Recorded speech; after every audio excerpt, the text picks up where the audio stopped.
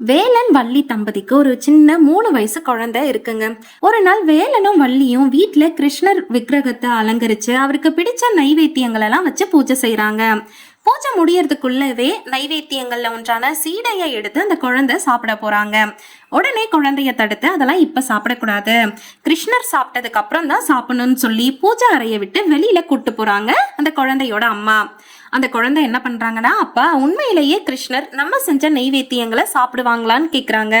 ஆமா, நீ வேணா மெதுவா போயிட்டு பூஜாரையே எட்டிப்பாரு, கிருஷ்ணர் சாப்பிட்டுட்டு இருப்பாருன்னு சொல்லிட்டு விளையாட்டா சொல்லிட்டு அவங்க அப்பா அவரோட வேலையை செஞ்சுட்டு இருக்காங்க.